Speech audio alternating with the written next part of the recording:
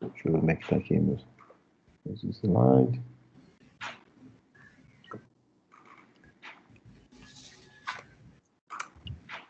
Eu acho que a gente pode dar início agora. Eu só vou começar a introduzir. Primeiro, eu queria agradecer a presença de todos aqui.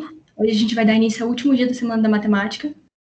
E eu queria agradecer também ao professor Elias, da UFPR, a professora Nara, da UTF, e ao professor Roberto, que vai mediar essa conversa. A gente vai ter hoje uma conversa entre os três, que tem o título de Desafios da Modelagem Matemática aplicados no Covid-19. Professor Roberto, eu vou te passar a palavra e você pode iniciar quando quiser. Tá, joia. Obrigado, Amanda. Obrigado ao pessoal do PET pelo convite de mediar aqui essa mesa redonda. Obrigado, professora Nara, professor Elias, por se juntar aqui nessa conversa. Queria também agradecer a todos que estão aqui presentes, tá? Então, de forma online, queria deixar bem claro para todos vocês que isso aqui é um bate-papo, não só entre eu, Nara e Elias, mas também com todos vocês aqui. Então, vocês podem, a qualquer momento, mandar suas perguntas aqui no chat, que a Amanda vai estar acompanhando. Tá? Amanda, você pode interromper, tá bom, Amanda? Tá bom para você, obrigada. Para perder o time da pergunta. Né? Então, assim, surgiu Ok. alguma pergunta, você pode, opa, tem uma pergunta aqui e tal, então, para a gente que é importante, às vezes, a pergunta vir no time correto. Lógico que no final também a gente vai abrir mais perguntas, mas, assim, eu acho que para a conversa ficar mais enriquecedora, né, é importante que as perguntas venham no time correto, até para as pessoas poderem, para quem estiver acompanhando aqui, poder acompanhar melhor, né, o desenrolar da discussão. Então, veja só, pessoal. Eu imagino assim, que todos vocês aqui já ouviram falar de modelos, de seja essas palavras, COVID, modelos, EDO, SR, numérico, gráficos, isso aqui eu acho que está todo mundo cansado de ouvir, todo mundo já ouviu bastante. Então, então nessa conversa aqui, vai ser uma conversa meio que para matemáticos mesmo, tá? E no sentido de que a gente possa, nessa discussão, entender um pouquinho as ferramentas que estão ali envolvidas nessa modelagem, tá bom? Entender também as dificuldades que a gente pode encontrar ao fazer a modelagem. E o mais importante é saber que tipo de resposta os modelos podem dar e que tipo de resposta os modelos não conseguem nos dar. E por que eles não conseguem, e também de discutir como contornar, né, as dificuldades que a gente vai encontrar ao longo da modelagem. Tá? Então, assim, para tentar fazer algo diferente, eu tive que sair buscando na internet o que é que tem de novo aqui, porque acho que a pessoa já ouviu falar muito disso. Então, eu vou começar com uma citação, um trechozinho que eu retirei. Deixa eu compartilhar minha tela aqui, que fica mais fácil. Cadê minha tela, gente? Essa aqui que eu quero compartilhar. Tá chegando para vocês aí a minha tela? Tá sim, professor, tudo certo. Tá, Se eu não conseguir ver, por favor, fala no chat, né? Tá jóia. Então, assim que eu estava, na verdade, sendo bem honesto, tá, gente? Eu preparei esse negócio, essa apresentação de hoje pela manhã, tá bom? Então, numa pesquisa rápida, meio que hoje pela manhã. Então, eu encontrei um artigo bem interessante que foi publicado no journal, que é chamado The New England Journal of Medicine. Então, foi publicado agora em julho, então bem fresquinho o artigo. E nesse artigo, que é meio que o título é meio que o tema central da nossa palestra, um artigo cujo tema era Wrong but Useful, traduzindo seria Errados, mas Úteis. Então, o que os modelos epidemiológicos da Covid-19 podem e não podem nos dizer. Tá? Esse artigo depois eu posso passar aqui para vocês, é um artigo bem curto e bastante claro, no sentido de que tipo de modelos são usados na questão da Covid. Tá? Então, nesse artigo, os autores quebram os modelos, tá, da Covid em dois tipos. Tá? Eles chamam de modelos de previsão e modelos de mecanismo. tem um erro ali de digitação ali, tá, gente? Mecanismo. Então, os modelos de previsão, para eles são modelos que é meio que assim, ó. Imagine que você tem uma sequência de números e você agora quer identificar o próximo dessa sequência. Você deu uma sequência de números, você quer identificar o próximo. Tá? Nesse tipo de modelo, os autores destacam, tá?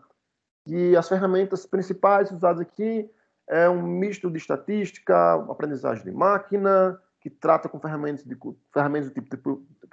tipo de fitar curvas, extrapolação, fala um pouquinho sobre isso depois, e eles são úteis para previsões a curto prazo. Um outro tipo de modelo que os autores trazem, ou uma outra classe, né, não necessariamente mas uma outra classe de modelos, vamos dizer assim, que são modelos que chamam de modelos de mecanismo, cujo objetivo principal desses modelos é realmente, como o próprio nome diz, é modelar o mecanismo da dinâmica da epidemia. Tá? Então, você quer criar cenários, tá bom? E, a partir desses cenários, você quer entender o que vai acontecer no futuro. E esses modelos, observe que tanto o modelo de previsão quanto o mecanismo quer estudar o futuro, mas eles chamam a atenção como os modelos de mecanismos são mais apropriados para estudos a longo prazo. E é aqui que entra a famosa família DSR, que a gente vai conversar um pouquinho sobre isso.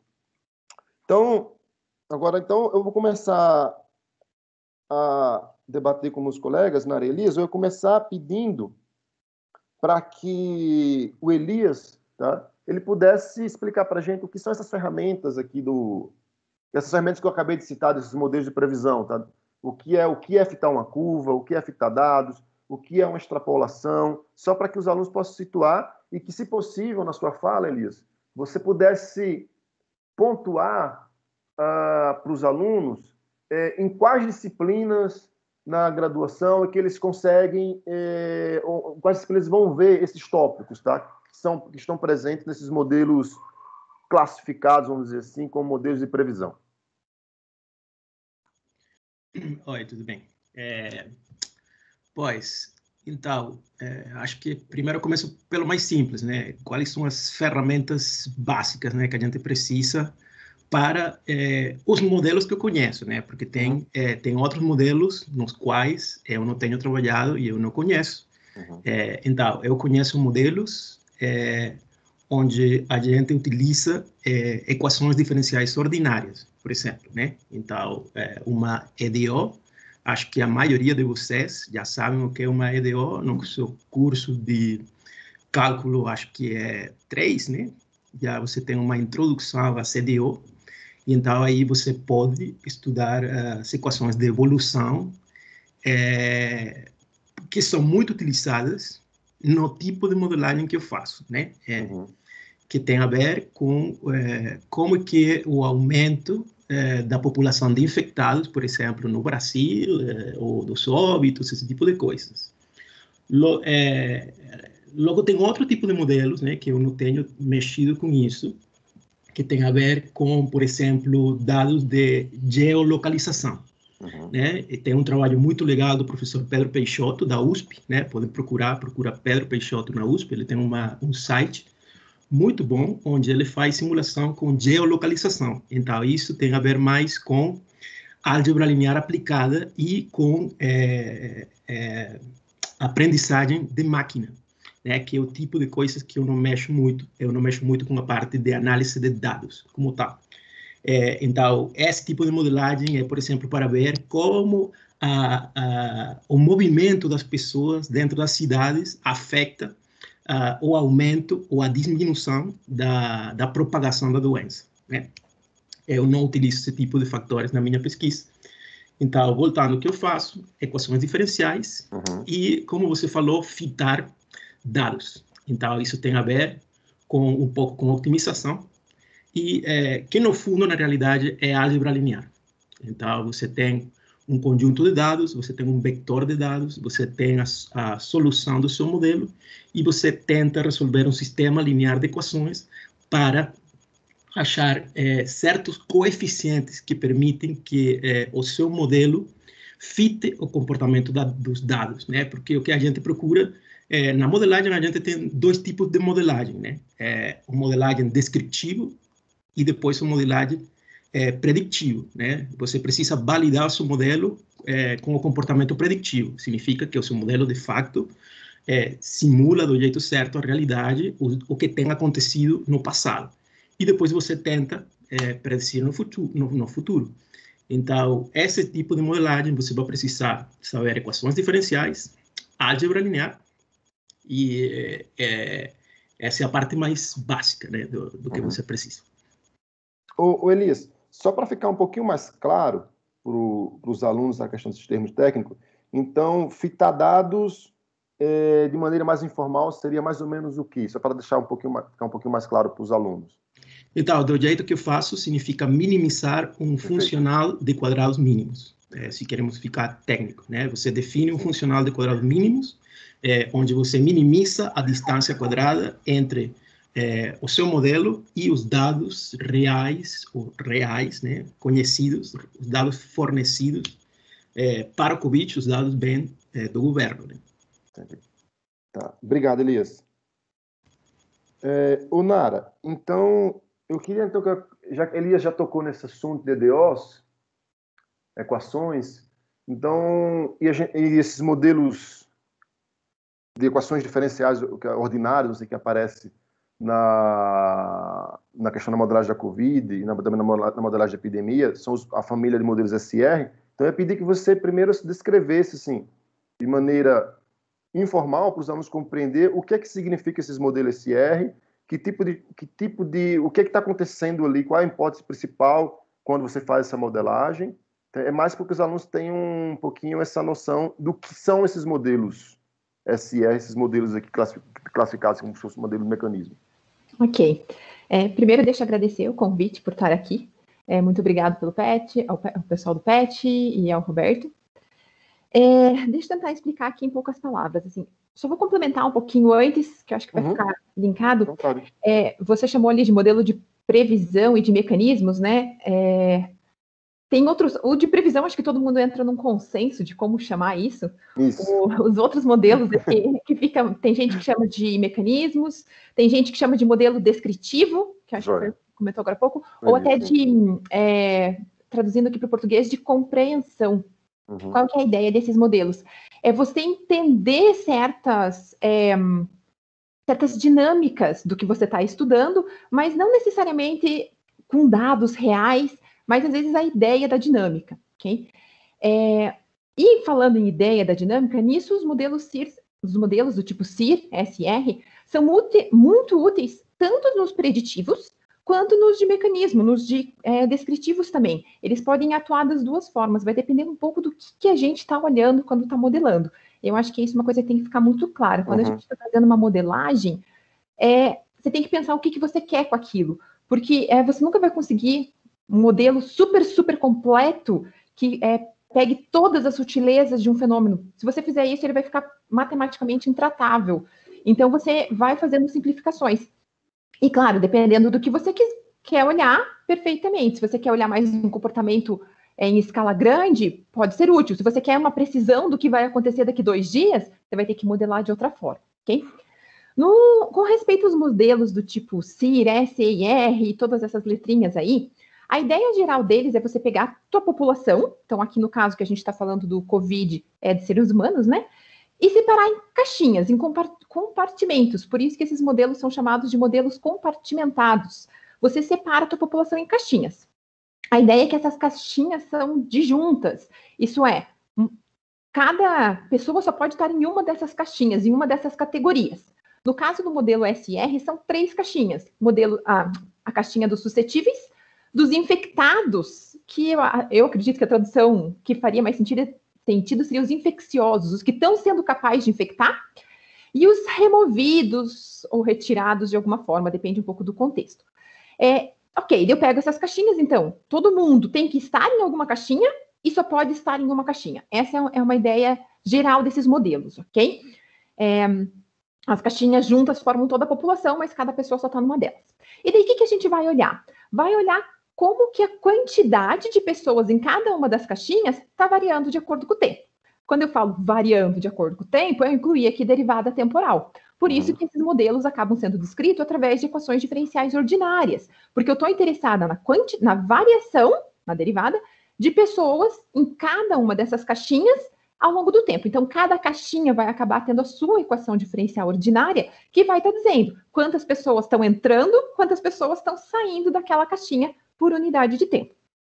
Conforme você resolve fazer o seu modelo olhar mais para uma coisa, ou tentar fazer ele mais complexo, ou dando enfoque para alguma coisa, esse número de caixinhas pode aumentar. Então, tem modelos, o mais básico de todos, que é o CIR, que considera só essas 3. Eu posso considerar as pessoas que estão expostas, mas não estão infectando outras. Posso considerar pessoas que estão hospitalizadas. Posso considerar para cada uma dessas caixinhas diferentes faixas etárias. Então, existem modelos que vão ter lá 10 caixinhas que parece que elas estão se repetindo, mas é que para cada suscetível eu coloco suscetível de 0 a 5 anos, de 5 a 10, que são os modelos com faixas etárias. E quando que vai decidir qual usar? Vai depender. Se a gente está falando de uma doença que afeta de forma diferente as faixas etárias, pode ser bem útil você colocar isso. Mas eu quero fita dados, e os meus dados não estão separados por faixa etária, então não adianta você colocar, porque você não vai ter como fazer esse tipo de fitagem. Então, como você vai modelar? Mesmo que seja nesse modelo do tipo compartimentado, né? Existem outras formas de modelar ainda. Você vai depender muito do que você tem de informação e do que você quer tentar extrair de informação a respeito daquilo, ok? Respondi? Acho que você tinha perguntado. Não, respondeu sim. Elias, gostaria de complementar alguma coisa? Pode ficar à vontade, tá, Elias? Não, acho que tá tudo certo. Tá. Então, Nara pontuou muito bem, tá, pessoal? Apesar de ter essa distinção entre os tipos de modelos, existem os modelos mistos, né? Que você vai fazer, o que é importante salientar, Nara pontuou isso muito bem, que você faz as duas coisas ao mesmo tempo, tá? Como já diz, um modelo misto, que vai fazer tanto a previsão quanto essa análise de mecanismo, ou descrever as interações que estão envolvendo ali. Então, essa descrição aqui foi mais só para classificar, mas elas não são disjuntas, vamos dizer assim. Não, mas eu acho ela muito válida, e inclusive, em termos históricos, muitas vezes o que acontece é a gente estudar primeiro em termos de comportamento e usar isso como um chute inicial, um ponto de partida para os preditivos. Então, mesmo se você for ver, todos que a gente está usando agora para o COVID, eles vieram de modelos que foram, digamos, analisados antes mais na ideia de descritivo, né, do comportamento, para tentar ser adequado para o de fitagem, né? Então, é uma parceria, né? Sim. Mas é importante ter em mente o que você está fazendo, não usar um no lugar do outro sem os devidos cuidados, né? Sim. Então, veja só. Modelagem matemática para dinâmica de epidemias é uma área da matemática bastante consolidada. Tem muita teoria nesse tópico, tem várias pessoas trabalhando, tá?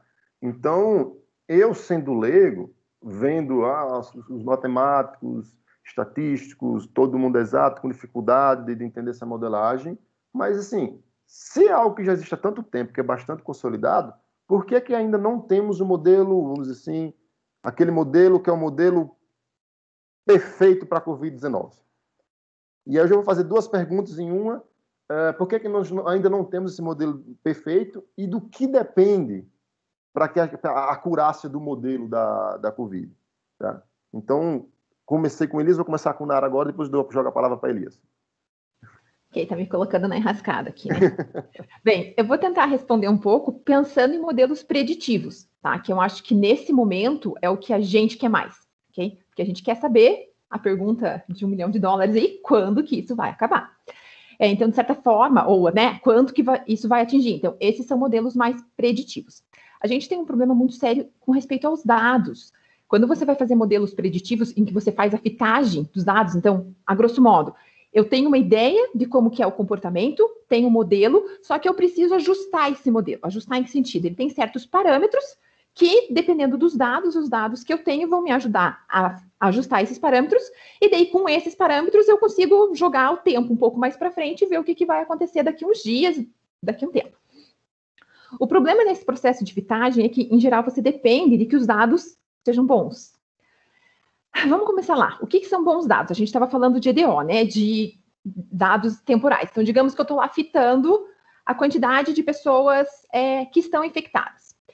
Vamos colocar aqui no Brasil já um problema aí. Já lá no começo a gente usava os testes RT-PCR, que é o padrão, né?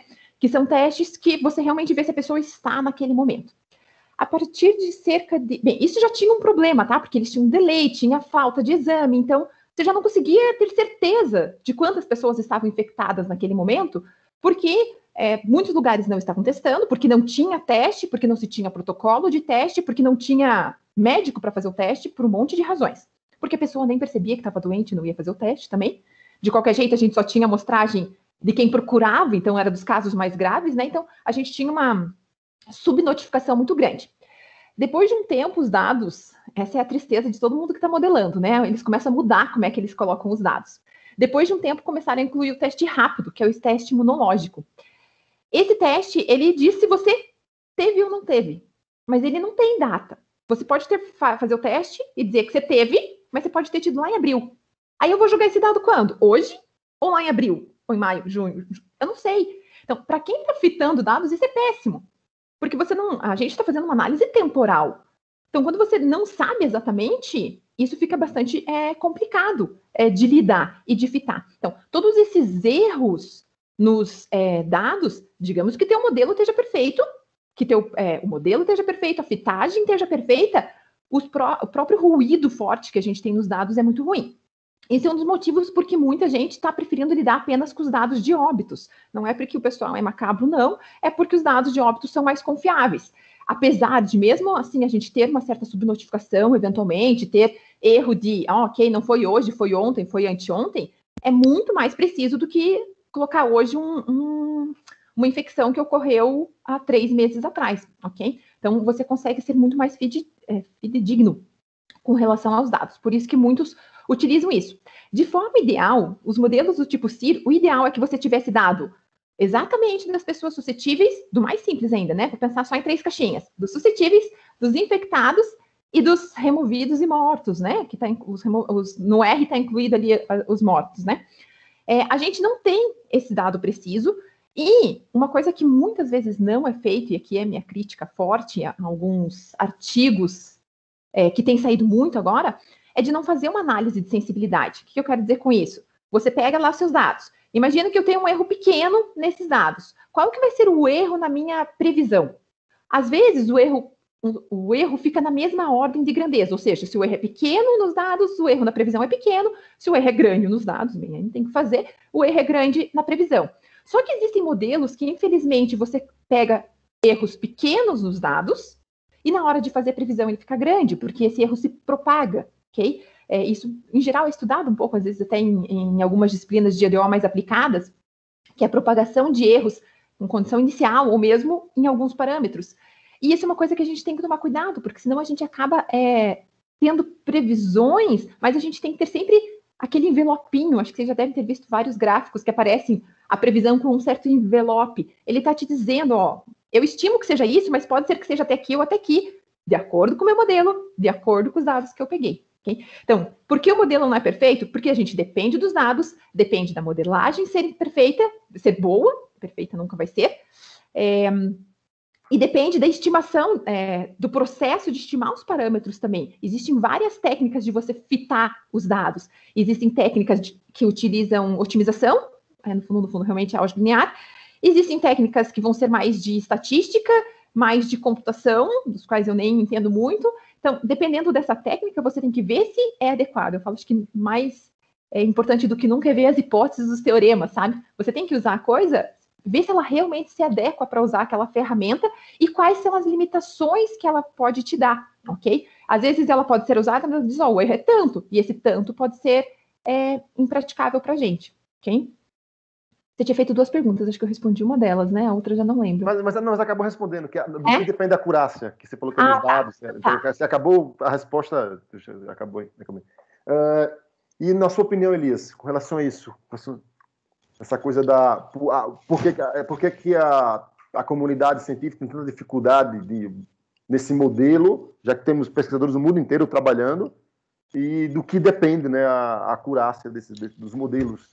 Tá, pois eu concordo 100% com a Nara, né, com a fala da Nara sobre o problema com os dados, né? Esse é um dos problemas. Agora tem o outro problema, né? Então deixa eu falar do outro problema, porque a Nara falou muito bem desse. A tradução que a gente faz da física para a matemática, né? Eu como uma pessoa que trabalha em modelagem matemática, eu considero que o que eu faço é uma tradução, né? Eu tenho um conjunto de leis físicas e eu tento achar a tradução para a matemática. Então, nesse momento atual, o conjunto de leis físicas que explicam, né, o comportamento do Covid é desconhecido. Só uma pequena parte das coisas são conhecidas para os médicos, né? Hoje em dia, os médicos estão desenvolvendo a pesquisa para entender a doença. É uma doença que ainda não é conhecida. Então, a gente tende a fazer, não pode considerar o conjunto de todas as leis físicas ou biológicas que descrevem a doença para fazer essa tradução para as leis matemáticas. Então, esse é um grande problema. Fala. Aproveitando que você falou isso aí, Elias, então já para assim, então, que tipos de leis físicas, vamos dizer assim, falando nesse termo, para a Covid-19 são fundamentais e que nós temos ou temos parcamente? Então, quais seriam essas leis aqui que está travando, assim, e que são fundamentais para o desenvolvimento do modelo epidemiológico, por exemplo? Então, eu acho que a Nara falou sobre uma delas, por exemplo, a faixa etária, né? Qual é que o efeito em diferentes faixas etárias, qual é que é o efeito em diferentes raças, por exemplo. Já tem alguns estudos, né, que as doenças respiratórias, elas ficam dependendo, por exemplo, da vitamina D no corpo. Então, talvez algumas pessoas de raça negra são mais propensas a desenvolver o COVID, aquele COVID ruim, né? Então, essa é uma coisa que ainda não está totalmente mostrado, né? Está em desenvolvimento. Além disso, será que tem vários tipos de COVID? Eu acredito que talvez tenha. Será que tem algum COVID que é um pouco mais fraco e outro um pouco mais agressivo? Por exemplo, tem um artigo agora muito recente, ainda está em revisão, né? Foi submetido por pesquisadores da UFSC, da Universidade Federal de Santa Catarina, onde eles, fazendo um estudo nos esgotos em Floripa, acharam resíduos do vírus de Covid desde, deixa eu ver, novembro do ano passado. Significa que a doença está andando no mundo desde muito antes, desde que a gente acha, né? O primeiro caso oficial, né, reportado pelo Ministério aqui no Brasil, foi no 26 de fevereiro. Porém, nessa pesquisa, já eles acharam nos esgotos, né, parte do estudo que eles fazem, eles congelam mostras de esgoto em diferentes tempos, e eles acharam que a partir do 29 de novembro, já em Floripa tinha pessoas com Covid. Então, o que significa isso? A gente não sabe, né? Significa que tinha outro tipo de Covid mais fraco antes e agora é um pouco mais agressivo, ou essas pessoas que tinham Covid anteriormente foram diagnosticadas erradamente? A gente não sabe, né? Então, aí tem muita coisa que a gente não consegue, com essa incerteza, a gente não consegue, então, fazer a tradução para as coisas. Como falou Nara, no caso das EDOs, né, a variação temporal. Então, se você começa a fazer a modelagem no 26 de fevereiro, vai ser muito diferente se você começa a fazer a modelagem desde o 29 de novembro, né, do ano passado, ou talvez desde antes. Então, aí já tem uma grande dificuldade de você, de fato, ter um modelo certinho que consiga descrever o fenômeno, né? Porque a gente nem consegue saber qual é que é a descrição certa. Além do problema dos dados, né? Outro problema dos dados tem a ver, talvez, com a parte política, né? Infelizmente, no Brasil, a doença tem sido tratada de uma forma política. Então, os dados, por exemplo, para recuperados, só começaram a ser divulgados a partir do 14 de abril. E só por uma pressão política na troca de ministro, né? O que eles começaram a fazer para divulgar recuperados foi considerar uma pessoa, se uma pessoa tem a doença e dentro de 14 dias essa pessoa não morre, então essa pessoa está recuperada. Então, porque o Ministério estava precisando botar dados de recuperação para equilibrar o negócio dos infectados e dos óbitos. Então, então, fica difícil, né? Desde o ponto de vista de análise de dados e desde o ponto de vista de a tradução da parte física para a parte matemática. Né? É por isso que a gente não tem como ter um modelo certinho. Você pode pegar um conjunto de dados e, para esse conjunto de dados, você achar o modelo que melhor descreve esses dados. Que esse seja o certo, você não sabe. Né? Qualquer modelo matemático, você coloca lixo na entrada e você obtém lixo na saída. É assim. Não, boa. Nara, você gostaria de complementar, trazendo mais alguns parâmetros que são fundamentais na descrição que a gente tem dificuldades no momento que então, deixa eu falar uma coisa, assim, por exemplo, em termos de... Primeiro, deixar claro é ótimo, né? Mas uma coisa que acho que talvez quem não é da área não saiba. Quem é da área de biomatemática não está tão acostumado a lidar com o problema em tempo real. E aqui a gente está lidando com o problema em tempo real duplamente. Os dados a gente está obtendo aos poucos e saber quais são os erros dos dados e tudo mais, bem como o comportamento da doença, né? Da infecção. Então, já acontece assim, se é uma doença que já aconteceu e a gente já sabe do ponto de vista biológico, do ponto de vista de saúde, muito bem como acontece, já é mais fácil, a gente já tem na antemão. Agora, quando eu tô com os... Tá dando microfonia, não? Não. Quando a gente tem os dados também, a gente está tendo em tempo real. Então, as duas coisas estão vindo juntos. Então, desde como vai ser o modelo e como eu vou fitar o modelo, as duas coisas são incertas. Em termos do comportamento, a gente não sabe, a gente sabe que parece ter uma questão de faixa etária, né? Então, parece ter realmente, assim, tem-se visto isso, né? Mas exatamente como que isso funciona dentro do organismo, a gente não sabe. Por que afeta mais uma faixa etária do que outra, não se sabe exatamente. Então, essas respostas que o pessoal da saúde ainda não consegue dar para a gente, tortura um pouco, porque influencia muito em como você vai modelar. Por que afeta mais certas comorbidades do que outra? O próprio protocolo médico. Quando a gente pensa numa coisa, o ideal era você mudar só um parâmetro, né?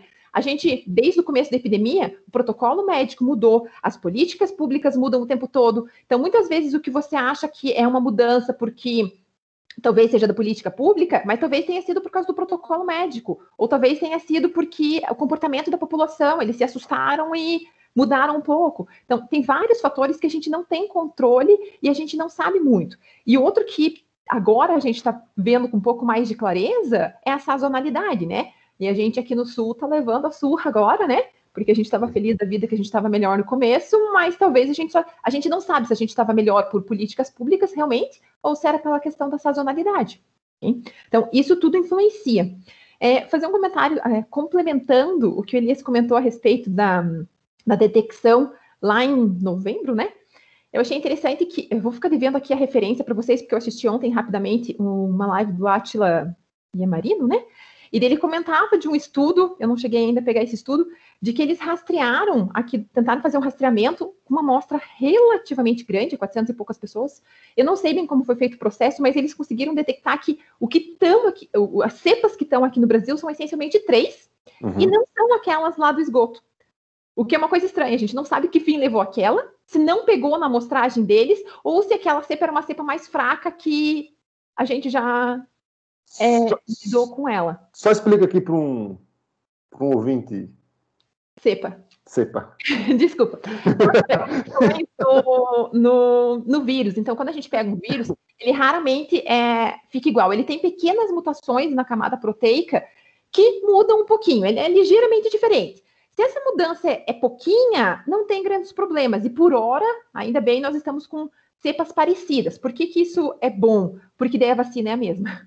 Essa é a grande sacada. Se eu tenho cepas parecidas, que nosso organismo consiga detectar como sendo a mesma, a hora que eu fizer a vacina é a mesma. Se eu começo a ter cepas muito distintas uma da outra, eu vou ter que ficar fazendo vacina para cada cepa diferente, daí isso é um problemão. Então, por hora, todas elas, inclusive as que não estão circulando tanto, são mais parecidas, mas tem, de fato, algumas cepas que são mais violentas que outras. E isso é uma coisa que a gente também não tem ainda informação da área médica com precisão para incluir na modelagem. Será que cepas cruzadas piora? Será que se eu pegar num ambiente onde estejam duas fortemente, a tendência é maior ou não?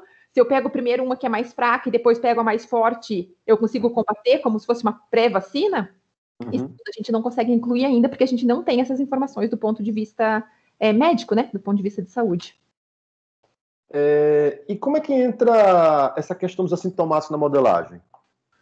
Isso é um problema. Assim, do ponto de vista de modelagem não preditivo, né, do descritivo, é lindo. Você pode colocar lá, você consegue incluir e estudar algumas diferenças, né, algumas variações em políticas e isso.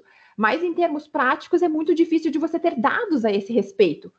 Então, quando você não tem dados que te ajudem a colocar esse tipo de categorias a mais, às vezes acaba só incluindo mais parâmetros a serem estimados sem você conseguir absorver apropriadamente. Então, tem autores que preferem incluir isso deixa eu tentar explicar um pouquinho no modelo mais básico do CIR, quando você vai dizer quantas pessoas suscetíveis saíram da caixinha de suscetíveis para infectados, você coloca lá um parâmetro. Em geral, o pessoal chama esse parâmetro de beta, tá? Que tem a ver com a eficiência da transmissão. Então, vai depender de quantas pessoas suscetíveis tem e de quantos infectados, porque isso vai me dar uma certa proporção de encontros e uma chance de, dado que uma pessoa suscetível encontrou uma infectada, qual a chance de infectar. De alguma forma, tem gente que tenta incorporar isso já nesse parâmetro, para não incluir outro parâmetro. Tem outras pessoas que preferem abordar separados, mas os dois casos têm que tomar os seus cuidados. E aproveitando para eles, Elias, você citou essa questão da física, né? Da modelagem, dessa tradução, né? Da matemática. E essa questão que as pessoas, eu já vi várias reportagens falando sobre essa questão da imunidade, se a pessoa ganha imunidade ou não, por quanto tempo ganha essa imunidade. Como é que isso interfere ou não nos modelos, ou na modelagem, vamos dizer assim? Pois, nesse tipo de modelagem por compartimentos, né, interfere muito, né, porque ainda não é totalmente conhecido se a imunidade, como é que funciona, né? Se você vai ter imunidade só por algum tempo, se você vai ter imunidade para algumas cepas, né, como falou a Nara, isso ainda não é conhecido, né? Tem muitas reportagens, mas não tem artigo científico que fale, olha, com 95% de certeza, a imunidade acontece desse jeito, ou nessa amostra, com esse erro, acontece tal coisa. Então, ainda não tem esse tipo de coisa. Então, a gente está supondo, e aí a gente está rezando, que a imunidade você ganha e fica com você para toda a vida, né? É isso que a gente está esperando que aconteça, e é isso que a gente quer que aconteça, mas a gente não tem certeza que isso seja verdade, que você, uma vez que você desenvolve a imunidade, você não pode pegar outra vez a doença.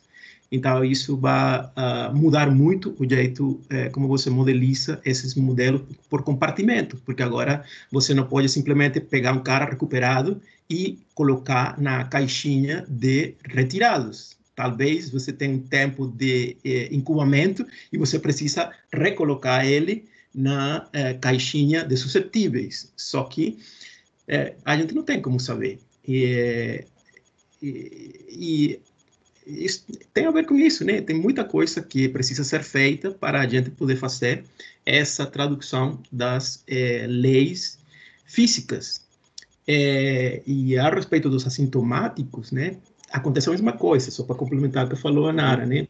Ainda não tem um estudo que fale qual que é aproximadamente a proporção de pessoas que são assintomáticas.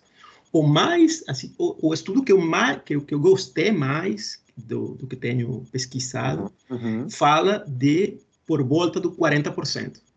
Parece um estudo razoável, feito de forma que eu considerei certo, mas tem muito poucos estudos a respeito, né? Só tem fala das pessoas no Facebook e no WhatsApp, né? Então, acho que a gente precisa ter entender, né, o que a gente está falando, né? Aqui, quando a gente fala em alguma coisa para modelagem, é baseado em artigo científico, feito com pesquisa, e que não seja uma opinião de alguém, né? Que seja que a gente tenha uma certa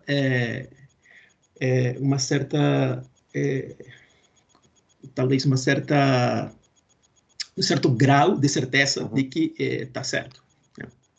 Elias, aproveitando a sua fala inicial, que você citou o trabalho do professor Pedro Peixoto, da USP, sobre a questão de modelo que meio que trabalha com o deslocamento das pessoas, o geográfico das pessoas.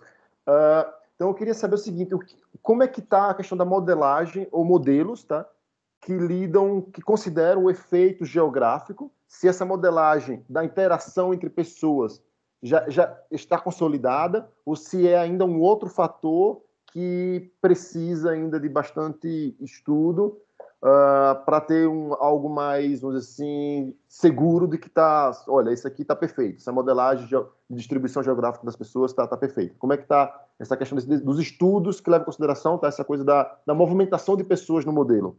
Movimentação geográfica, tá? Quero dizer. Então, a movimentação geográfica é interessante, o que eu acho interessante dessa linha de pesquisa é que os dados, você pode achar dados muito bons, porque são utilizados com o celular. Então, aí não depende, a coleta de dados não depende do ministério, nem da sua ideologia política, nem de nada.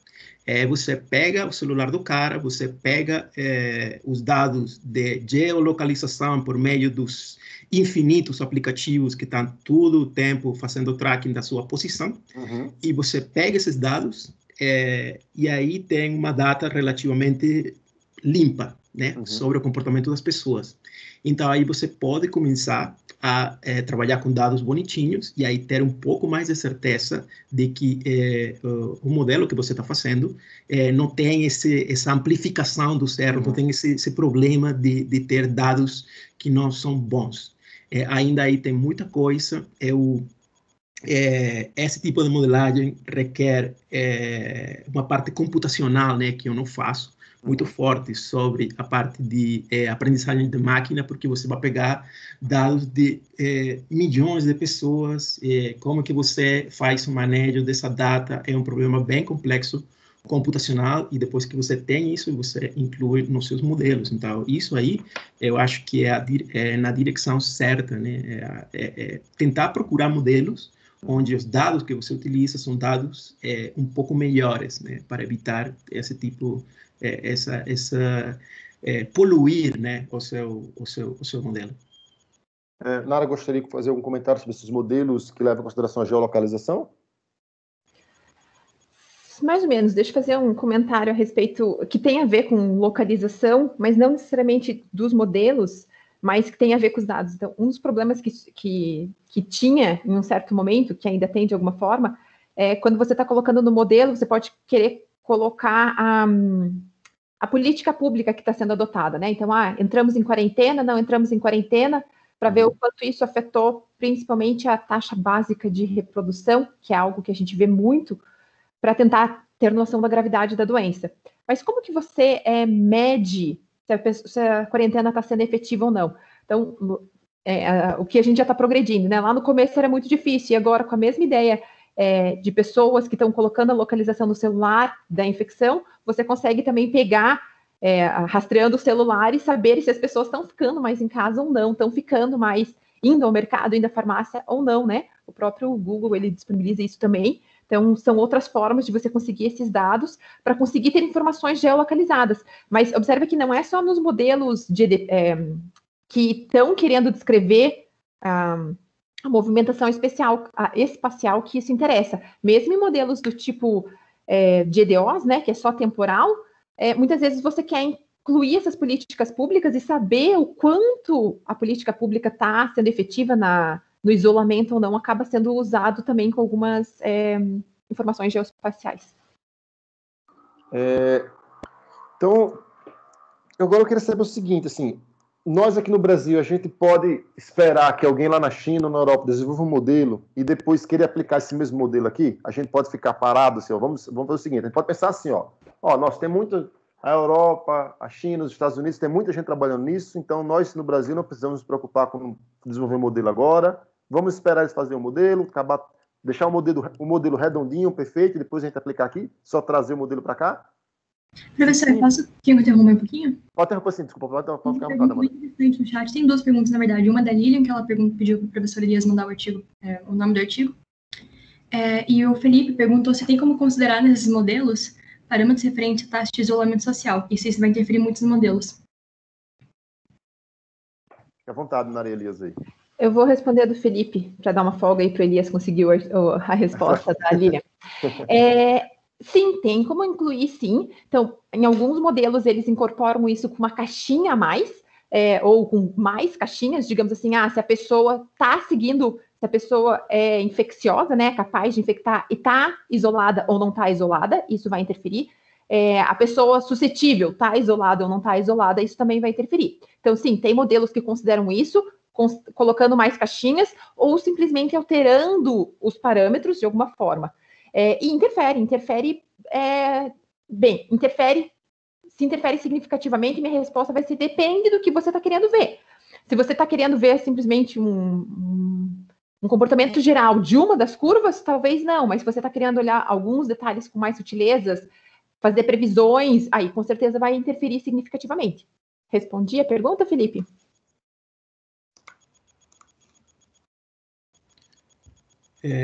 Oi, então vou colocar aqui no chat o nome do artigo do pessoal da UFSC, chama-se SARS-CoV-2 in Human Sewage em Santa Catarina, mas é Santa Catarina, Brasil, November 2019. Então, é um artigo que está submetido, esse é o preprint, né? Vocês podem procurar o preprint e dar uma olhada no artigo. Para complementar o negócio que falou a Nara sobre a pergunta do Felipe, se o isolamento social por exemplo, no tipo de modelagem que eu faço, que é comportamento de equações diferenciais, é importante, porque atualmente a única forma que você tem de mexer com a taxa de propagação é com o isolamento social. No momento que tenha a vacina, beleza, aí podemos mexer essa propagação de diferentes jeitos, né? E aí você começa a ver o que acontece. Mas agora, hoje, por enquanto, a única forma que você tem de ver um aumento ou uma diminuição, né, na taxa de propagação é com o isolamento social. Então, nos modelos atuais, pelo menos nos modelos que eu faço, é muito importante. Mais alguma pergunta, Amanda? Por enquanto, só isso, professor. Obrigada. Agradeço. Então, retomando aqui a minha pergunta, no sentido que os pesquisadores brasileiros podem ficar acomodados, sentados, relaxando nesse período aí de isolamento social, que as aulas estão suspensas, e esperar que lá nos Estados Unidos, na Europa ou na China desenvolva o modelo e depois a gente só aplica aqui? Deixa eu deixar bem claro que minhas aulas não estão suspensas, tá? Eu estou dando aula. Brincadeira à parte. Mas não é simples assim. Claro que a gente ter modelos que já estejam bem consolidados em outros lugares ajuda, porque a gente já tem um modelo inicial, um chute inicial do comportamento, já entende melhor como o COVID funciona. Mas tem muitos fatores que podem influenciar de formas diferentes. A sazonalidade, o comportamento social. Se você for comparar, mesmo aqui dentro do Brasil, a gente tem uma distinção muito grande de como as pessoas se comportam com as outras, se abraçam mais, se abraçam menos, e tudo isso acaba influenciando. Então, tem várias coisas que são culturais, que dependem do clima, dependem de várias coisas que não são simplesmente pegar de lá e pôr aqui que vai funcionar. Então, no mínimo, assim, no melhor cenário, sendo super otimista, a gente ia pegar de lá, ter que fazer as adequações, sabendo quais são as adequações a serem feitas, que a gente não sabe quais são, porque a gente não sabe o que influencia ou não, então a gente não sabe o que tem que ser alterado exatamente. Por isso que tem um trabalho muito grande, mesmo já pegando um modelo pronto que, assumindo que tivesse perfeito lá para a China, a gente ainda teria que ter um trabalho forte de adequação para os nossos casos. Oi, eu também estou ministrando aula, né? Eu estou ministrando aula para pós-graduação e está tomando um tempo bastante sério na digitação das notas. Então, Estou na mesma que a Nara. Eu acho que os modelos utilizados em outros países, né, não necessariamente você consegue aplicar aqui no Brasil, e o modelo que você utiliza para todo o Brasil, nem você consegue aplicar, por exemplo, no Paraná. É isso que eu tenho observado na minha pesquisa. Vou compartilhar aqui. Deixa eu ver se consigo compartilhar minha tela aqui. Eu tô dando aula, tô dando cálculo 1, tá, gente? Ah, tá.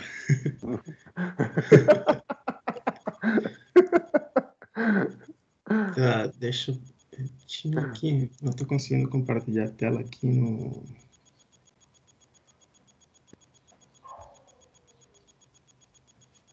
Só para mostrar para vocês... Pode ficar à vontade. A diferença, por exemplo, que você acha de utilizar o mesmo modelo no Brasil e no Paraná, por exemplo. Uhum. E há intervalos de tempo diferentes. Você tem modelos que funcionam muito bem no curto prazo e tem outros modelos que são melhores para o longo prazo. Deixa eu...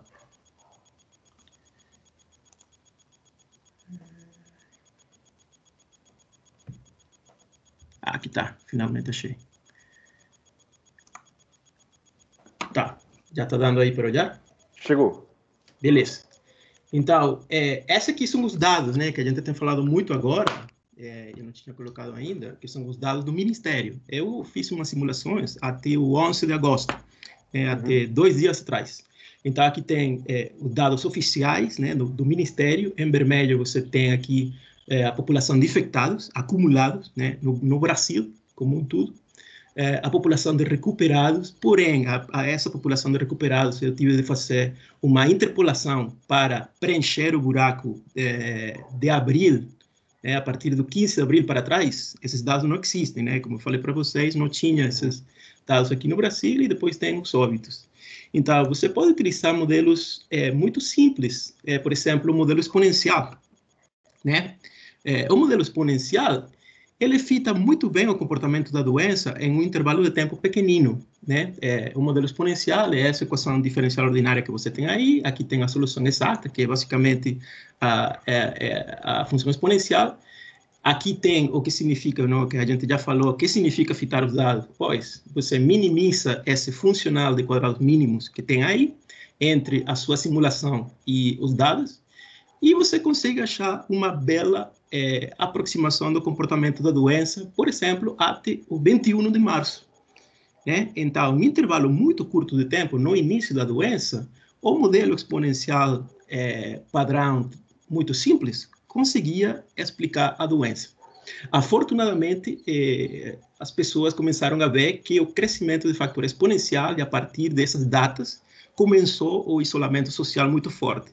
Então, agora aí, o seu modelo exponencial não dá certo, né? Se você agora tenta fitar a sua curva exponencial, que é essa que está aqui, com os dados, agora você vê que esse modelo não está certo. Então, aqui tem um exemplo, por exemplo, de um modelo que funciona muito bem num intervalo de tempo, mas não funciona bem em outro intervalo de tempo. Mesmo modelo. Então, um modelo que eu gosto muito para fitar os dados do Brasil, como um todo, é o modelo de Gompers, que é um modelo de crescimento que é utilizado, na realidade, para o crescimento de tecido, né? Um modelo que eu utilizo na minha pesquisa na parte do câncer, né? Na proliferação de células. Então, esse modelo você pode achar, a solução exata está aqui, essa é a população de infectados, e você consegue agora, minimizando o seu funcional de quadrados mínimos, consegue uma belíssima aproximação, descrição, né, dos dados no Brasil. Olha aqui, até o 11 de agosto, o modelo bate certíssimo com o comportamento dos dados. Eu coloquei aqui um ponto que significa o ponto de inflexão, e aí você consegue observar esse modelo aqui. Você primeiro tem um crescimento convexo, e aqui começa o crescimento côncavo, que é o crescimento que todos queremos, né? Que seja um crescimento mais devagar. A gente pode fazer a mesma coisa para os óbitos e obter também uma belíssima aproximação descritiva do comportamento, e recuperados também. Então, esse modelo é muito bom para o Brasil como um todo. Mas se agora dá uma olhada você na Paraná, então aqui tem os dados oficiais da Secretaria da Saúde de Paraná, ATO11, né? Fiz ATO11, tem infectados, tem recuperados e tem óbitos. Então aqui a gente, por exemplo, vê que o modelo de Gompers não bate certo. Então, o modelo de Gompers, para o Brasil como um todo, um modelo muito bom, uma fitagem dessas que você fica muito empolgado, né? Mas quando você olha aqui para os infectados no Paraná, não dá certo. Por que não dá certo, né? O que não dá certo é que o comportamento dos infectados no Paraná foi ao contrário do Brasil como um todo. A gente primeiro teve um crescimento côncavo, ou seja, um crescimento devagar, e depois foi que a gente decidiu fazer besteira e começou o crescimento convexo. Então, aí o modelo de Gompers não consegue fitar do jeito certo. O mesmo modelo que serve para o Brasil, por exemplo, não serve para o Paraná. Então, aqui tem já até o 11 de agosto, um pouco mais. Quando você amplia a escala, parecerá que ficará junto, mas, na realidade, ele está bem... não fica bem tão perto como o Brasil como um todo. Então, Nara, quer fazer um comentário, Nara? Acrescentar só uma coisa, para quem não é da área de fitagem, ver esse tipo de fitagem que o Elias mostrou é apaixonante, tá? Porque, em geral, não fica bonitinho assim, tá? Então, quando ele mostrou ali o... tipo, brilha os olhos, porque, de fato, não é. Até porque, normalmente, você tem ruído nos dados e tudo mais. E o que ele falou é muito verdade, assim, o que funciona para o Brasil não vai funcionar para estados, o que funciona para o Brasil não funciona para outros países, mesmo, às vezes, fazendo proporcional, né? Muita gente fala, mas é por causa do tamanho da população. Mesmo se você fizer proporcional, quando você vai fitando para países diferentes, você vê que não é a mesma coisa, não está dando certo com os mesmos modelos. Pode ser porque os dados estão sendo coletados diferentes, pode ser por características locais, pode ser vários fatores que a gente vai tentando sondar e descobrir, né? Mas o que eu queria salientar mesmo é que realmente está linda essa fitagem. Tá bem bonita mesmo. Deixa eu fazer uma pergunta seguinte. Imagine que eu estou aqui, sou um aluno de matemática ou física, está por aqui, ou aluno de engenharia. Nossa, me apaixonei por essa coisa de estudar modelagem matemática para epidemias. E eu quero seguir estudos avançados nessa área aqui. Vocês poderiam, recomendar quais seriam os principais grupos de pesquisa de epidemias? Assim, estou acabando meu curso de graduação em matemática, quero fazer um mestrado quero estudar epidemias, do ponto de vista matemático, né? Então, quais seriam os principais grupos de pesquisa que vocês conhecem ou pessoas aqui no Brasil que vocês recomendariam, assim, então, os grupos mais consolidados?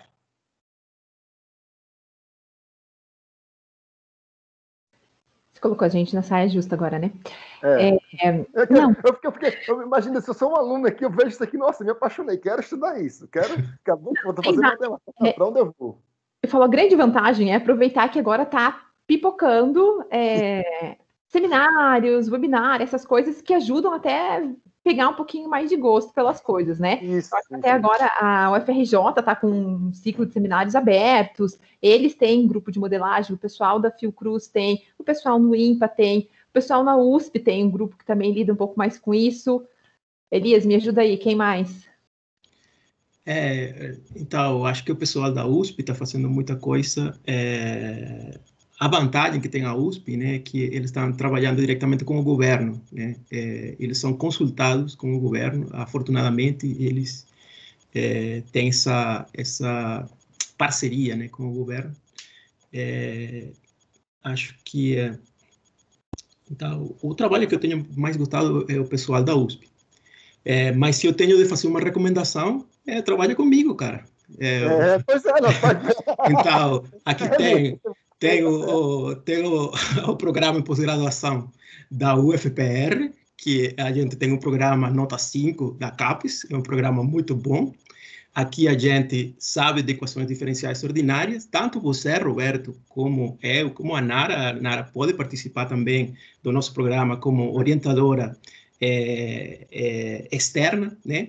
Então, a gente aqui no Paraná tem como fazer muita coisa, tem uma coisa muito interessante que é o comportamento da doença no Paraná, porque o comportamento da doença no Paraná é ao contrário de todo o Brasil. Em todo o Brasil, inicialmente você teve crescimento exponencial e depois crescimento, ou seja, crescimento convexo e depois teve crescimento côncavo. Aqui foi ao contrário. Então, já isso faz que você precise de um modelo diferente. Então, eu tenho algumas ideias como modelizar isso. Então, se tem algum aluno, esse seria um belíssimo trabalho de TCC e um belíssimo trabalho de mestrado também. Não só para o Paraná, mas também para o Brasil, porque o modelo SEER, deixa eu compartilhar aqui a minha tela outra vez, o modelo SEER, se você pega o modelo SEER clássico, né, e você tenta fitar os dados, ele não vai dar certo. Eu coloco aqui os dados, agora colocando a caixinha de infectados, considerando que você retira os infectados, né? Então, aqui seria, essa vermelha seria infectados totais, menos recuperados, menos óbitos, né? Fazendo esse negócio que você retira. Então, olha essa oscilação que a gente tem aqui, esse comportamento aí desses dados. Isso dificulta muito a fitagem desses dados. Deixa eu só entender isso. Bota só um pouquinho quando eu entendi. O vermelho é a resposta numérica, é? Não, esses são os dados do Ministério. Você deixando só infectados mesmo, removendo os recuperados e os óbitos. Sim, então aqui os vermelhos não é... Certo? Então aqui os infectados não é infectados acumulados, seria infectados menos recuperados, menos óbitos. Infectados diários, tá dizendo? Isso. A quantidade de pessoas que, igual na área gosta chamada, das pessoas infectantes naquele dia. Infectantes acumuladas até esse dia, porque você retira o recuperado, retira o óbito para poder, então, utilizar, fitar com o seu modelo SEER, né? Perfeito. Então, o modelo SEER tem sido muito falado. Eu coloquei aqui suscetíveis, infectados, recuperados e os óbitos. Eu coloquei em inglês, né? Dead.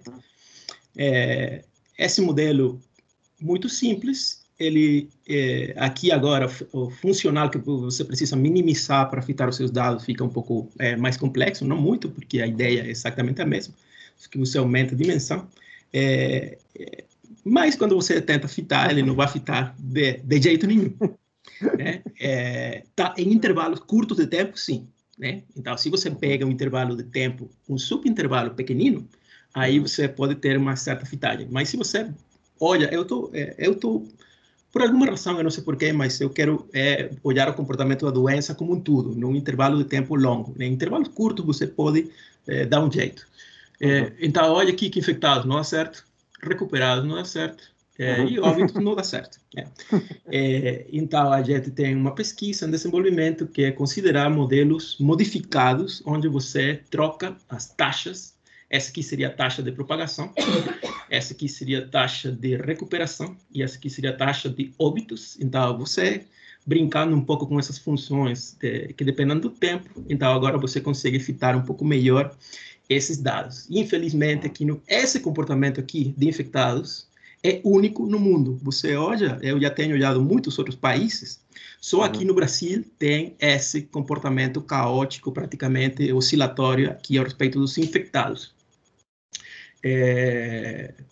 Então, os infectados têm esse comportamento, os recuperados fitam muito bem e os óbitos, acho que óbitos também fitam relativamente bem.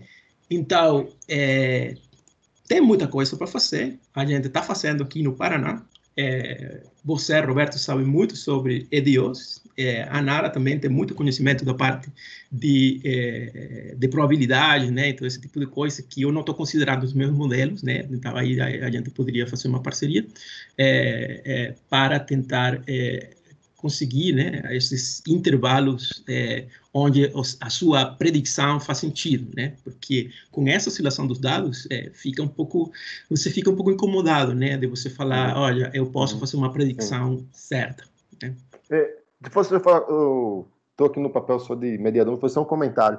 essa questão da oscilação. Eu vi um especialista, acho que alguém da Fiocruz falando uma coisa do tipo, acho na CBN, muito tempo atrás, essa coisa desse comportamento oscilatório nos dados infectantes, assim, diário, pode acontecer também porque, às vezes, muitos exames, né, que o Guanara falou, ele chega atrasado, né? Assim, você recebe o resultado hoje de exames que aconteceram lá atrás, aí você vai distribuir, aí você não sabe onde você vai, em que dia você joga, né? E também tem o fato, também, ele estava falando sobre isso, esse pesquisador da Fiocruz, que era a questão que no sábado e domingo não tem gente para digitar, gente, para passar lá a informação. Aí na segunda-feira tem uma porrada de casos, entendeu?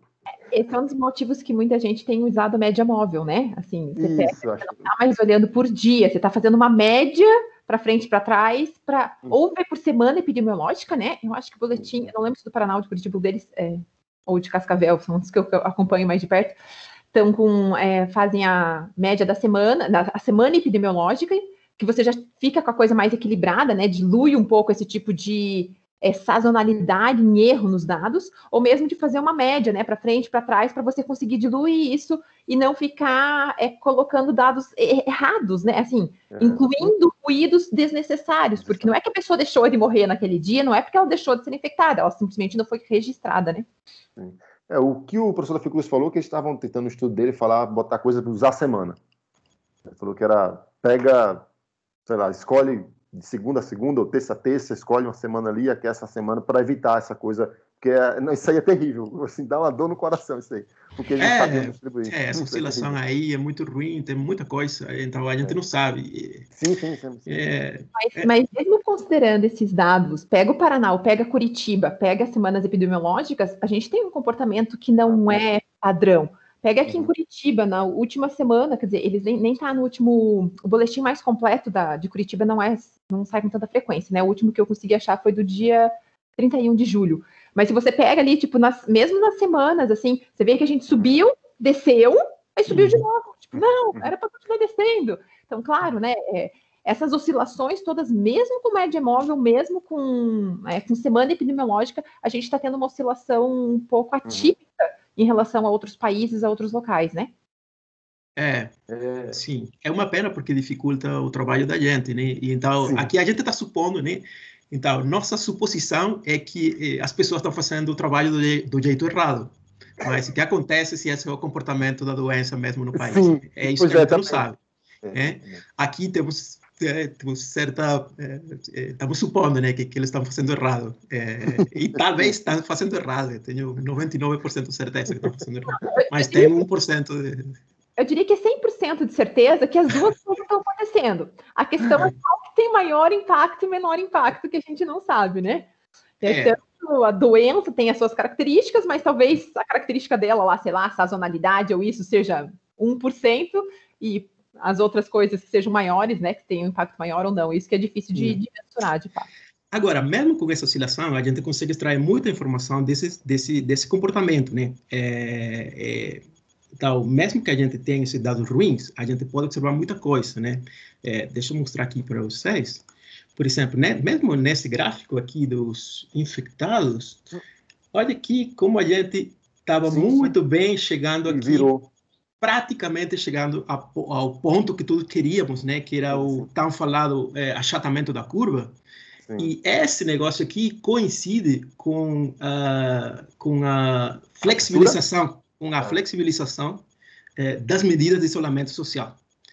Então, talvez isso volta para a pergunta do Felipe, né? O que acontece com o isolamento? Ela é muito importante, cara. Você olha aqui nessa data, 14 de junho, é a data a partir da qual muitos municípios em São Paulo, Rio de Janeiro, as pessoas começaram a sair, teve liberação, mesmo aqui no Paraná, teve liberação das academias, pessoas começaram a ficar na praia, e aí você vê como ela dispara. Mesmo com essa oscilação, você tem um padrão de crescimento e você conseguiu identificar infelizmente, aqui era o ponto belíssimo para a gente começar a descer, mas não aconteceu por malas decisões, né? Malas políticas públicas. Então, esses dados, mesmo com esse comportamento oscilatório, conseguem dar muita informação para a toma de decisões e para analisar o comportamento das coisas, né? Elias, durante em alguma fala dele, ele questionou essa coisa de tomar cuidado com o que a gente vê no Facebook, no Instagram, sobre o que for. Então, eu queria fazer a seguinte pergunta para vocês. Eu, cidadão comum, como é que eu identifico se uma previsão ou uma análise estatística é realmente algo sério, ou se é achismo, ou se é algum estudo que foi feito baseado, querendo levar para alguma tendência política, igual eles falam muito bem, que às vezes tem estudos que é meio que... o estudo depende da ideologia de quem está fazendo. Então, como é que a gente consegue, quer dizer, cidadão comum, identificar, tá? Como é que a gente pode fazer esse filtro? Talvez possa falar, se é de WhatsApp, joga no lixo. É simples. Então, se é áudio de WhatsApp, não acredita nisso. Não acredita, não.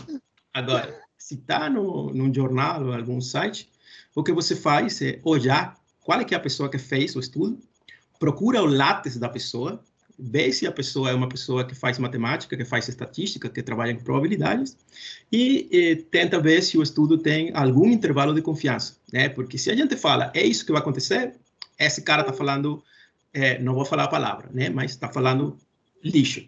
Então, quando você faz uma predição, algum estudo estatístico, você sempre tende a falar qual é que é o intervalo de confiança, qual é que é o erro, qual é que é a limitação do estudo que você está fazendo. Deixei a resposta para o Elias, né? Resposta difícil, mas de fato, eu acho que a fonte da informação é a chave da ideia. Realmente no WhatsApp, raramente alguém dá fonte, né? Tem aqueles vídeos lindos, a pessoa falando, não tem uma fonte de onde que ela tirou os dados, de onde que ela tirou nada. Então, em geral, esses resultados, claro que quando você pega o artigo original, às vezes é muito difícil de ler, né? Dependendo do quão leigo for a pessoa. Mas saber que é numa fonte, saber que já foi publicado de fato, tomar um cuidado muito grande. Hoje em dia a gente tem muito pré-publicação, né? Eu posso escrever qualquer coisa e colocar como pré-publicado. Eu submeti para a revista odiou, ainda não me retornou que odiou, mas está lá, dito que eu coloquei para publicação. Então, tomar um cuidado entre os artigos que realmente foram publicados, porque eles já passaram pela revisão por outras pessoas, já passaram pela revisão de outros especialistas, que olharam e disseram, não, ok, o que esse cara está falando não é besteira. Agora, não que todo artigo que não foi publicado ainda seja besteira, mas é mais difícil de fazer esse filtro. Já é difícil para quem entende um pouco da área, porque você tem que ler com um pouco de profundidade, às vezes entender a técnica diferente que os autores estão usando, que pode ser interessante, pode ser uma técnica que não era comum usar e que, de repente, é maravilhosa, mas não é necessariamente fácil. Agora, para quem é totalmente leigo, eu realmente recomendo pegar coisas que já realmente estejam publicadas e, de preferência, numa revista razoável, né? Se for aquela revista que você não consegue nem o DOI descobrir direito, não tem nada a respeito da revista, aí você já desconfia, né? Mas mais ou menos por aí. Acho que a fonte é a chave do negócio. Deixa eu compartilhar minha tela aqui um pouquinho com vocês. Chegou minha tela para vocês? Sim. Tá. Então, veja só, gente. Então, eu vou compartilhar com vocês aqui um Twitter. Olha, veja só, estou trazendo coisa do Twitter aqui. Mas aqui é mais para descontrair, tá, gente, agora. O Mason Porter, ele é um professor da Universidade da Califórnia, tá? Ele trabalha com Covid-19, inclusive ele recebeu um fundo, tá bom, do governo americano para desenvolver pesquisa na Covid-19. E aí no Twitter dele ele postou essa reportagem, tá aqui em inglês aqui, tá? E aí eu coloquei uma tradução aqui, que seria o seguinte, tá? É um paper oportunista sobre a ideia aqui que ele está fazendo, para deixar bem claro para vocês, que ele não está acostumado com o perfil, com o layout de artigo, é como se ele tivesse feito um artigo científico, tá bom? Então, é meio uma piada dele aqui, mas é uma piada que tem uma certa crítica. Então, o título do artigo dele seria esse daqui, Paper oportunista sobre a Covid-19, usando o meu método teórico favorito. Então, o Mason escreve, Covid-19 é uma doença que está matando muitas pessoas. Isso é realmente ruim. Para ajudar a salvar o mundo, ou pelo menos aumentar a minha lista de publicação, examine a dinâmica de transmissão da Covid usando o meu método teórico favorito, independente se existe ou não justificativa relevante para isso. Faça alguns ajustes de curva com dados prévios, e minha teoria parece concordar muito bem com os dados, pelo menos para alguns valores e parâmetros. Eu também encontro algumas evidências para a universalidade, o que pode ser interessante do ponto de vista teórico. Uma aplicação mais prática do meu trabalho é sua influência na taxa de ruído de artigos sobre a Covid-19 nos servidores de pré-print. Estou aqui para ajudar. Então, veja só, gente, eu trouxe isso aqui para vocês, serve para a gente... quando eu li isso aqui, eu confesso que eu ri bastante, tá bom? E é no sentido de que vocês acham que, às vezes, nós da matemática acabamos...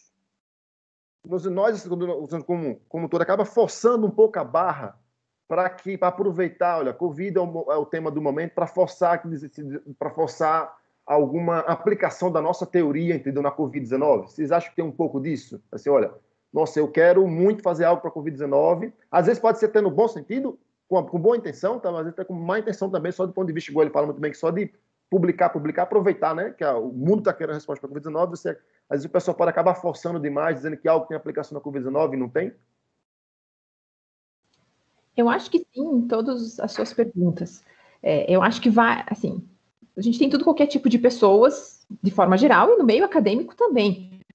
Então, vão ter pessoas mal intencionadas que vão querer surfar na onda, digamos assim, tentar conseguir engajar aí um artigo, uma publicação, sei lá, só por isso. Tem pessoas muito bem intencionadas que vão pensar, puxa, mas será que a ferramenta que eu tenho no domínio não pode ser aplicada? Isso não é necessariamente ruim, porque nessas coisas de usar ferramentas diferentes, usar ferramentas para coisas diferentes do que elas não eram usadas, às vezes sai coisas muito legais, muito bacanas. Só que sai também um monte de lixo. O grande problema é quem de não ter uma boa avaliação, digamos, das revistas, ou de publicar isso de forma indevida, para que o público que é leigo, que não tem condição de discernir o que é uma tentativa de usar técnica diferente e que pode não estar legal ou não, ou o que é realmente confiável, né? Então, esse é o cuidado que eu acho que é uma responsabilidade que a gente, como cientista, tem de tentar deixar claro isso. Então, eu não teria coragem de publicar um artigo, um pré-artigo, vamos colocar assim, um pré-print, antes de ter certeza absoluta que está tudo muito certo e que realmente aquilo alguma predição confiável, porque poderia, digamos assim, vou influenciar as políticas públicas daqui 2 meses, estou colocando a longo prazo, que é o pior cenário, que é mais difícil de você fitar. Eu não teria coragem de fazer isso se eu não tivesse certeza, porque eu acho que a minha responsabilidade como cientista é passar informações confiáveis para a sociedade. Mas eu acho que seria viável uma proposta de nova técnica para usar no Covid, onde você deixa claro que você está propondo usar uma técnica diferente para essa coisa. Então, até a forma com que você escreve, você pode dar uma conotação diferente. Eu acho que é esse o cuidado que deveria estar tendo um pouco mais, um cuidado que deveria estar tendo agora, e talvez não esteja. Um pouco por causa do turbilhão, de tudo que a gente está vivendo, mas, de fato, tem saído artigos que parecem revolucionar o mundo, e você vai ver, a só usa uma técnica que nem se adequa na situação, ou às vezes se adequa, mas os dados não estão ok, ou, né, não foram bem explorados. E tá saindo muita coisa boa também, tá? Então, assim, tá saindo muita coisa. Mesmo que desses muita coisa que tá saindo, só 5% seja boa, ainda é muita coisa boa. Celeste. O negócio do Covid é um negócio muito interessante porque tem muita coisa desconhecida, né? É isso que chamou a minha atenção. Geralmente eu não trabalho em epidemiologia, eu trabalho em biomedicina, em libertação controlada de fármacos, e o meu interesse começou como uma curiosidade, né? Afortunadamente, o trabalho de pesquisa, né, do jeito que eu faço, eu procuro um tema que eu gosto e eu começo a estudar sobre isso. E depois, se sai alguma coisa boa, inovadora, que acrescente alguma coisa na bibliografia atual, eu decido colocar isso em formato de artigo e tento publicar.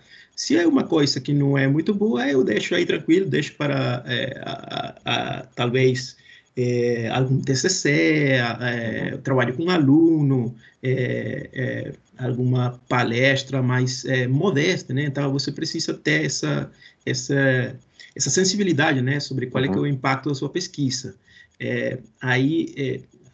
Eu só posso falar por mim, né? Eu só posso falar do jeito que eu faço. Com certeza deve ter muita gente aproveitando agora que o tema de moda, mas a gente, em artigos, em revistas sérias, você não vai achar esse tipo de trabalho, né? Porque você pega esse artigo, é enviado para especialistas da área, e se você está falando besteira, se você está fazendo uma coisa que já foi feita, o cara vai falar, olha, o seu trabalho não é original, vai embora. E aí você talvez pode publicar pagado em alguma revista lazarenta. Tem muita revista lazarenta onde você paga e você publica. Tudo bem. Mas o trabalho sério, né, que é publicado em revistas internacionais, conhecidas, onde é fácil verificar o nível da revista. Então, no meu caso, esse negócio do modelo SEAR e todo esse tipo de coisas, para mim foi simples curiosidade, né? Eu comecei a ver o negócio e eu queria entender o negócio, né? Então, esse é o jeito como eu trabalho. Eu quero entender o que acontece e depois, se sai alguma coisa, muito bem. Se não sai, eu passo para o próximo tópico que eu quero dominar.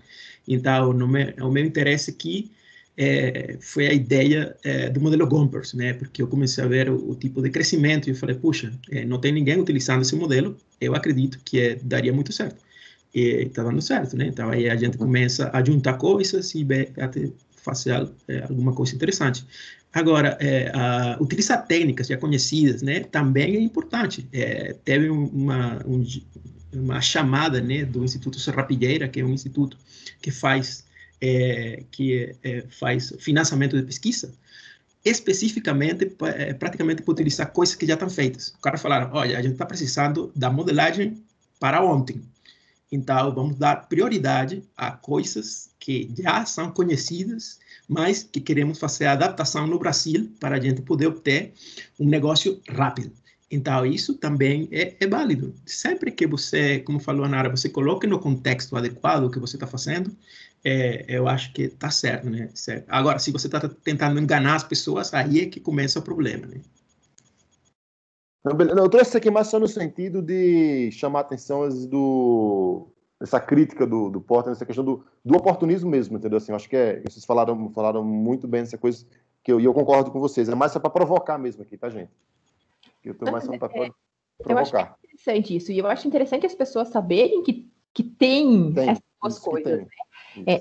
Mas até nessa questão de áreas diferentes, é até interessante você ver que, de repente, você desperta olhares de áreas que não estavam acostumados, ou mesmo de matemáticos que não estavam acostumados a olhar para a epidemiologia, como físicos, químicos. Então, assim, é muito engraçado que, de repente, você vê que os caras tinham toda uma forma de resolver um problema químico, e, de repente, eles olham, poxa, mas se eu trocar a minha molécula por uma pessoa infectada, isso e aquilo, funciona do mesmo jeito, a dinâmica é a mesma, e daí você se apropria de toda uma ferramenta já bem estabelecida. Então, esse tipo de coisa é muito legal, é muito produtivo, mas, de fato, tem que tomar cuidado, porque não é tudo que sai por aí que vai ser bem feito, né?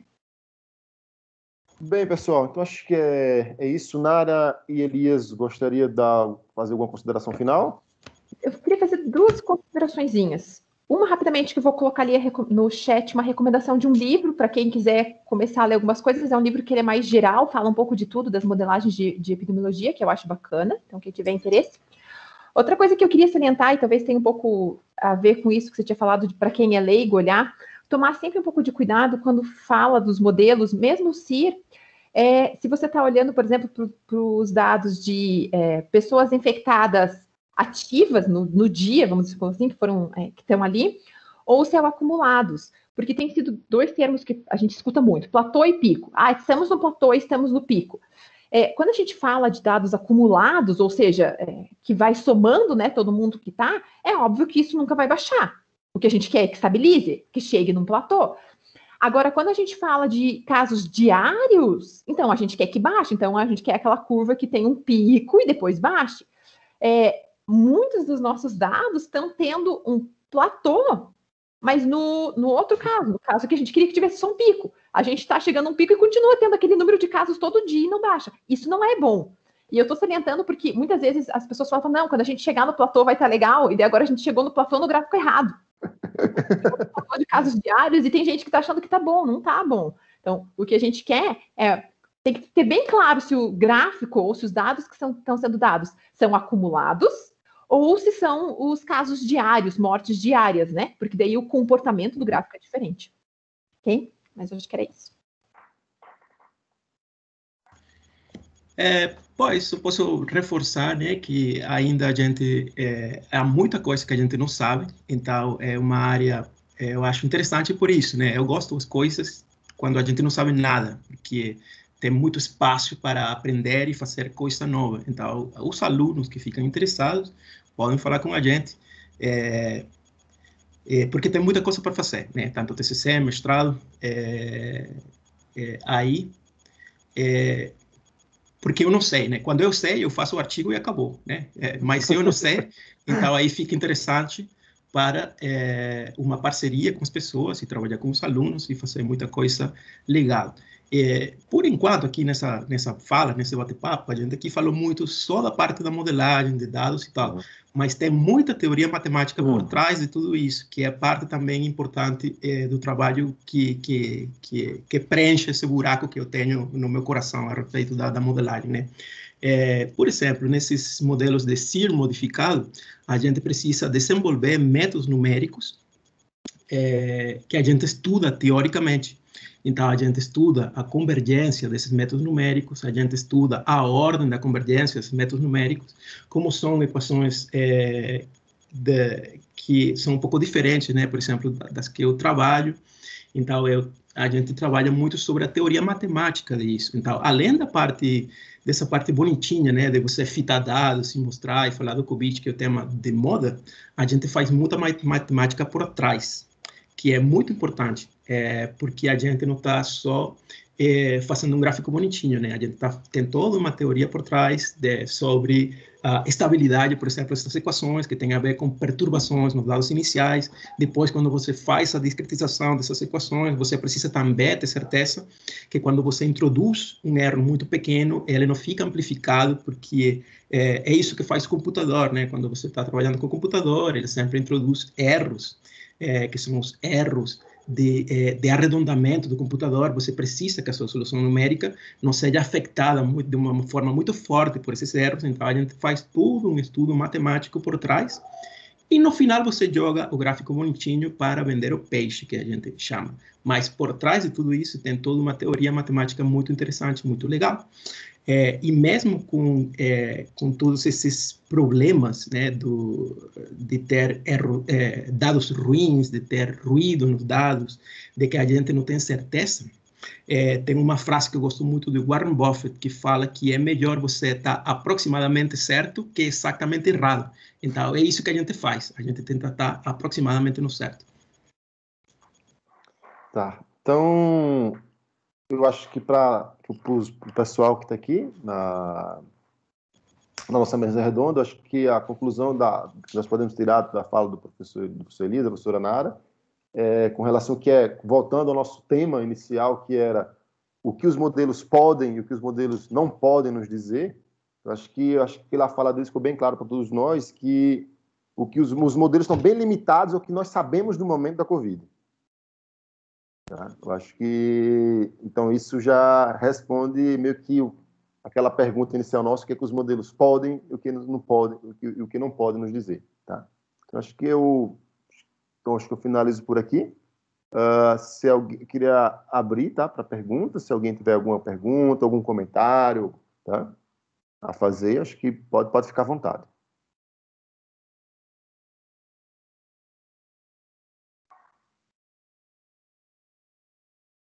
Aqui. Então, Amanda? Professor. Então, acho que é isso. Então, eu queria agradecer a presença de vocês de volta, foi muito interessante, foi muito bom. Bem legal ver o pessoal participando também. Obrigada aos professores por participarem. E, bom, daqui meia hora vai começar, daqui meia hora não, 3h30 que começa o próximo minicurso, que é o terceiro dia do minicurso de criptografia. E todo mundo já está na sala, então se quiserem podem ir para lá. Beleza. Tchau, tchau vocês. Um prazer conversar com todos vocês. Tchau, professores. Obrigada. Tchau, tchau.